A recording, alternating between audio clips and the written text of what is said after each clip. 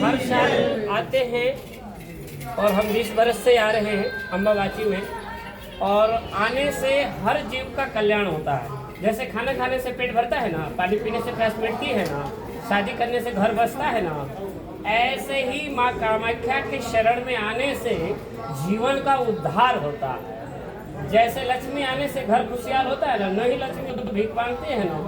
तो जो लोग ईर्षा में पड़े हैं वो ऐसे हैं, कैसे? निर्धन के समान। तो ये धनवान तो है पर भक्तिमान भी है, शक्तिमान है।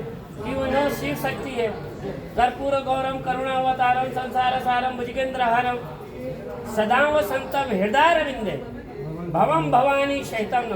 ते भवानी के भी महाभवानी है ना। 52 शक्तियों पीठ का महाशक्ति पीठ है। तो आप एक देवी है सौदारण, और ये महादेवी है। आप एक छोटा सा फैमिली के हैं, जैसे चिड़िया घोंसला इतने में बसाती है, आप इतने में बसाती है, ये जगत को बसा के बैठी हुई है। जैसे कैलाशपति है, जैसे आपकी शादी हुई नहीं हुई, शादीशुदा अपने पति पर भरोसा करती है ना।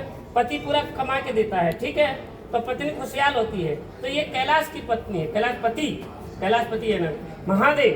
तो ये कैलाश पत्नी ये जगत की माता है, जगत को रक्षा करती है, जगत पालने। यहाँ अच्छे बुरे सब आते इसके शरण में, अच्छे बुरे सब आते, चोर बदमाश लुच्चा गुंडा वेश्या सब आती हैं, लेकिन सबका कल्याण करती है, सबको फल देती है। किसी को ये नहीं कहती है कि तू क्या करेगा। जैसे बनिया होता है वो सामान देता है, पैसे ले लेता है, इन्हों पुण्य और भाव और श्रद्धा विश्वास ये लेती है और वो उसको दे देती है। जैसे नरकासुर को वरदान दिया, उसके तपस्या से दिया, उसको दुरुपयोग किया, उसके सत्यानाश भी हुआ।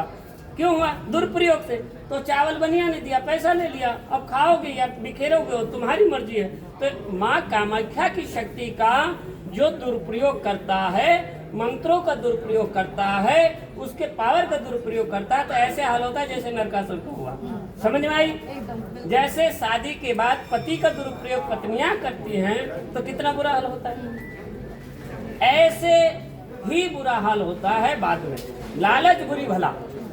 तो इसलिए हम 20 साल से आ रहे हैं। प्रॉब्लम हमको भी था, मैंने ऐसा धो दिया कि जैसे आप सत्यम शिवम, आप चेहरे से सुंदर है, मैं सत्यम से सुंदर हूँ। है कि समझ में नहीं आई?